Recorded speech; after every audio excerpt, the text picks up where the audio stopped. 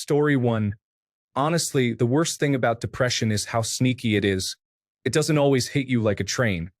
Sometimes it just quietly steals your energy, your motivation, and even your ability to enjoy things. One day you wake up and you realize you've been going through the motions for weeks or months without feeling fully alive. It's like your mind is stuck in a fog, and you can't find your way out. Story 2. The sheer dull emptiness of it. Nothing, and I mean nothing, makes you feel. A sunrise feels like the middle of the night. Your favorite food might as well be sand. You feel like a corpse when you have to get up and do anything. It's like depression scrapes you out of your skin, and whatever is left numbly pretends to be human. Story 3. The way it comforts you. Depression is a terrible feeling, but left with just your internal thoughts, it often feels like the only conclusive answer, the only mature answer. Every attempt to break out of it is a hurdle in itself, whether the depression is caused by external elements or not. It makes it feel almost impossible to break out of it.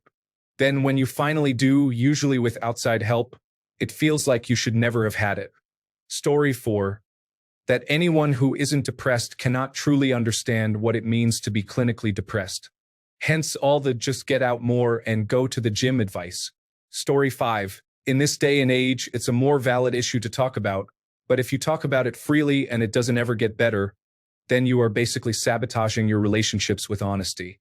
So many people are struggling too that it kind of creates a loop where both people are just interested in the other's problems and giving superficial answers to what they actually are struggling with themselves. Story 6. When you have a really good day or moment where everything is totally beautiful and everything seems possible, you laugh, dance, and believe that maybe it does get better from here. Maybe I finally broke through the clouds because I can feel the sun again. But then you look up and see more clouds rolling in. The high has worn off. So you climb back into bed and take cover until the next break in the storm. And who knows how long that will be. Story 7. I can't speak for anyone other than myself. We all experience things differently. For me, it was the feeling that I deserved to be depressed. I had failed. I wasn't a good son. I wasn't a good person. I deserved to feel the way that I did, and the world would be a better place without me in it. I did acknowledge that my family and friends would feel a sort of false regret or guilt if I killed myself in an obvious way, like they should have done more. I didn't want them to feel that, so I tried to kill myself by running mountain passes in the middle of the night. Your subconscious survival instinct really kicks into overdrive when you're doing 220 kilometers per hour into a twisty patch of mountain road and the limiter kicks in. But it's also a feeling that is so far beyond anything else I've experienced. Forget drugs, that's the thing I want. Story 8. If you tell anyone, either they don't understand or they don't care. You are on your own. The biggest mistake of my life was that I told my childhood abuse to my wife. She used it always against me. Story 9. For me, it feels like time is dragging out, and every day that passes feels like a week. Then one day you wake up and realize 3 years have passed, and you have nothing to show for it. Story 10. Depression is a liar and makes you believe far-fetched things that are simply not true. Reality gets distorted beyond measure, and with your gauges spinning and emotions suspended, it keeps you in a steady state of confusion and pain. The lies it spews are anything from, "You are a burden to everybody," to, "I bet you would feel a lot better if you were dead," to literal television static noise. Story 11. Not noticing you are depressed and assuming this is just your true, awful form. Also, not getting any support from your family because they also believe this is the real you. Story 12. Not realizing how low you have let yourself go, accepting horrible living conditions, relationships that just take from you, just being okay with any little bit of feeling good you can get, even if it means you are living in your own mess. Being used by people and thinking it is love, abandoned by those you trusted and thinking, "I get it." Waking up every day with no purpose and feeling okay about it, because maybe I might feel something enough to feel alive for even just a moment. Story 13. Logic just doesn't work. You know it would help to do this and that, but you just don't see any point in doing anything for some reason. You just continue to self-sabotage yourself. Story 14. Exhaustion is the worst part of it. I always wonder how much more effective and further I could be in my career if it did not hold me back. I am great at my work, But due to my depression, I need more periods where I need to mentally gather myself so I can be more effective throughout the day. Story 15. Not being able to talk about it because no one will ever understand. Even other people with depression or worse, self-diagnosed individuals, have turned it into such a cliche that it doesn't matter how perfectly I articulate my issues, it's always just seen as me being emotional or wanting drama to argue, etc. Story 16. Depression makes even the things that used to bring you joy feel meaningless. Hobbies, passions, and socializing lose their appeal, and it is hard to find any motivation to engage in life. Story 17. For me, it's that I've intellectualized mine. I'm less depressed and more struggling to accept that this is how we, as a society and as a species, decided to exist. I'm grieving, feeling alone in a world where our future is less important than having plastic packaging on our food, where everyone needs a job and to drive to that job just to get by. But those jobs and those cars are basically the reason the planet won't be able to sustain our species much longer. The worst part about depression is I feel like I'm entitled to it, that it's inevitable. I'm actually a pretty happy person because I'm easily distracted. But I struggle with simple tasks because my mind can think about all the fundamental flaws in how we go about life while doing them, so my laundry is hard, dishes are hard, vacuuming and sweeping are hard. And I lack the motivation to do much other than work and eat and clean myself. Story 18. It's a feeling of always being exhausted and not being good enough for anything. It's extremely draining, and many people just don't understand that. I do a lot to get rid of this. Story 19. Knowing how you can fix yourself, knowing it's all in your hands, yet still somehow lacking the will or discipline to make things better for yourself. Feeling like an absolute worthless person 24/7. Story 20. Feeling so alone even when you are in a relationship and have very loving friends and family members. They just will not fully understand, which is fine, but it is very lonely. Story 21. One of the worst aspects of depression is the pervasive sense of hopelessness and helplessness it can create. This feeling can make it incredibly difficult for individuals to see a way out of their situation, leading to a cycle of negative thoughts and emotions. Story 22. When therapy is a joke, you hold it inside because expressing it to others and asking for help is often overwhelming and exhausting for them, especially when they are family or a spouse. It's incredibly lonely and usually makes it even worse because of the guilt and self-gaslighting. Story 23. The lost possibilities. I'm 36. I've been dealing with treatment-resistant depression for about 15 years now. Relationships ruined because I didn't have it in me to maintain them. Jobs lost because I couldn't muster enough motivation. Hobbies not pursued because I lost all the enjoyment they once gave me. My peers have spouses, children, homes, and meaning. I don't. Honestly, it's getting pretty hard to see the point of all this.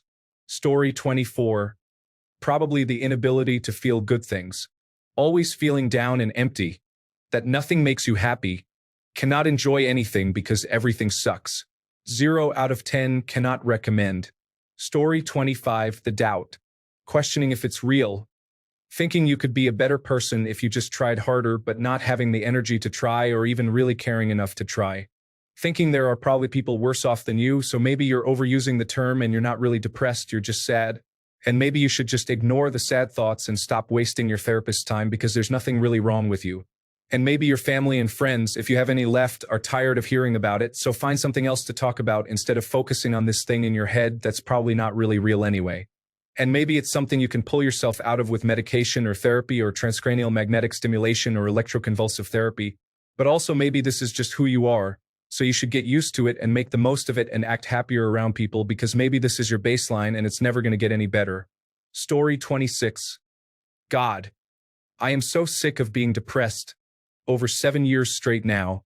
I am never going to be okay. It sucks. I have kids, and even though they are basically grown now, I cannot leave them. Story 27. Not being able to concentrate on anything for very long. I love reading, but I can't focus long enough to even read a chapter of something. I love film, have a degree in it, but cannot focus enough to watch one since the death of a loved one 5 years ago, and my best friend died a couple of months ago.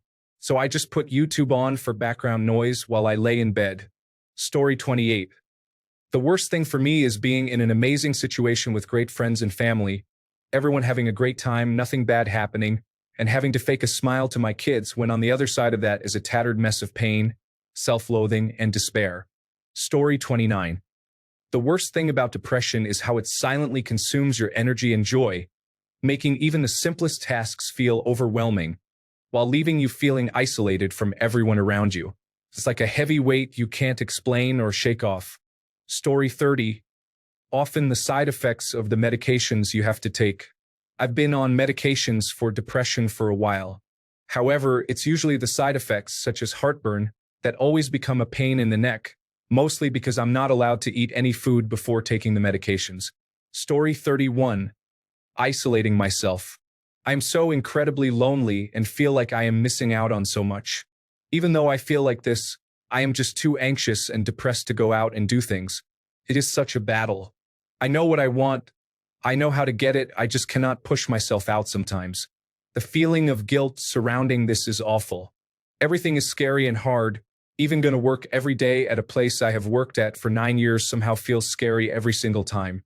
Everything seems like such a chore, like showering or washing dishes. It is the ruminating and dread about doing common tasks when all my brain wants me to do is sit around and waste away. But my heart knows it is wrong. Story 32. The lasting consequences of it. If you get your mental health in order, great. Now you have to deal with all those years of not taking care of yourself while also trying not to become depressed again. It's a vicious cycle. Story 33. When you have a really good few days or week, and you feel like you're turning a corner, and then the next thing you know, it's just gone. You might be around the same people or in the same place, but it's like the depression just remembered its place in your existence. Story 34. Reading everyone's answers is breaking my heart. My partner struggles with depression. What are some things that have helped you break out of it? Or what are things that have felt comforting to you during an episode? Story 35. Probably that it makes me think about suicide daily without fail. The only reason I'm still here is because I'm too scared to do it with the methods at my disposal. It's a good thing I don't own a gun. Story 36. Feeling nothing. People seem to think depression is a constant feeling of sadness, but really it is more like an inability to feel anything. You do not enjoy anything, you do not really want to do anything because it all feels like work with no payoff. Just an empty, blank numbness. So you do things that distract you from it like sleep, masturbate, and watch the same movie over and over again. Story 37. The way so many people make light of what we are dealing with. Like it's so simple for us to just one day decide to be depressed or not. I think being depressed has been overused so people don't understand the gravity of my mental health state. I believe most clinically depressed people try their best to overcome it. It's just not that simple. Otherwise, there wouldn't be so many of us going through it.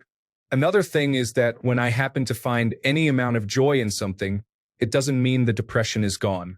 It was a flicker, maybe some hope. Maybe I tricked myself. But no matter what, it doesn't just leave you in an instant. Story 38. Anhedonia. Forever. Literally unable to feel happiness or pleasure. Most people experience this in short bouts, for example, after a family member dies or they get fired or something like that. But I am treatment resistant, and I cannot remember the last time I felt happy or actually enjoyed something. Art, video games, going out in nature, it all just feels like a job I hate, that I have to do because the alternative is rotting in bed, which I know I should not do. Just this constant feeling of misery, self-loathing, and fear of the future with no breaks. It's hard to explain to friends I played games with as a teenager that now video games make me just as tired as chores because now it is a chore. Story 39. Watching as happiness slips through your fingers like sand. That thing you loved yesterday no longer matters to you. Your favorite thing in the world is as lifeless as a cement wall. Story 40. Memory loss. There are years of my life I just can't remember. Like at all. Years. Even though I was depressed, there are still memories in there I wish I had access to. Sometimes it feels like living in a stranger's body. Story 41. The constant general numbness to everything. It's not that depression is a constant state of deep unhappiness. It's the apathy for everything. Nothing tastes as it once did. The moments of joy that do come are very quickly punctuated by the ever-constant nothing. Story 42. The way it steals joy from you. One day you wake up and everything you love in life makes you feel nothing. And the way it tricks you into thinking you aren't depressed, you are seeing the world objectively, and everything is awful. Story 43. Knowing you have a great life and many things to be thankful for, but your brain is always finding ways to twist it and make you think that it's all miserable. So you walk around feeling this weird sense of dread and doom most of the time. Consumes you. It changes your appetite and eating habits. You gain and lose weight. It drains you of any energy. So no matter how much you try to sleep it away, it's always lingering. I lost my mom over 3 months ago, and she was my go-to person when my depression would rear its ugly head. So it's been worse as of late, but holding out hope for a more optimistic future. I struggle to even be optimistic anymore.